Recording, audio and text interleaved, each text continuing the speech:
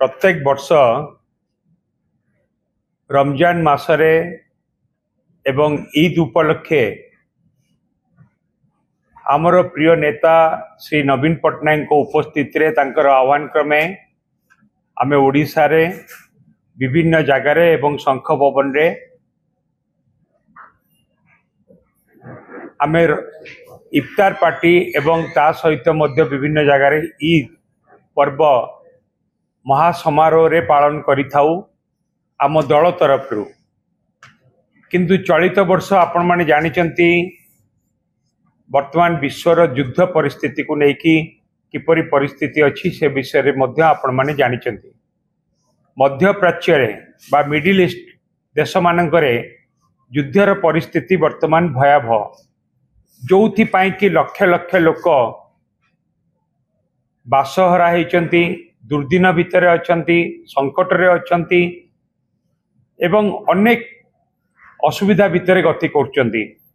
ता सहित मध्य अनेक भारतीय लक्ष लक्ष भारतीय जो माने भारत वर्षर बाहर मिडिल ईस्ट कंट्री मानकरे अछंती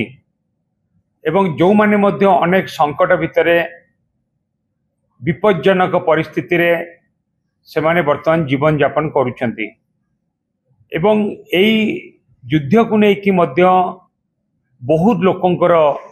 मृत्यु होइछि एवं आहत मध्य होइछंती एई परि गोटे दुखद समय रे आमे निष्पत्ति करिछु बिजू जनता दल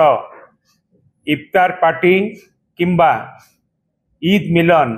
पालन करिवो नाही महासमारोह रे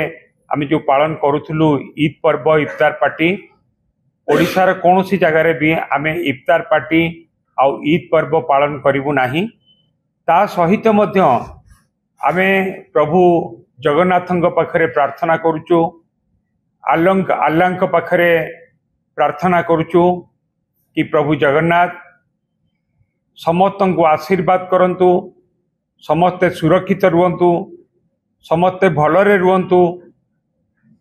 एवं समस्तଙ୍କର मंगल हो सेति पई मध्य आमे प्रार्थना करूचु।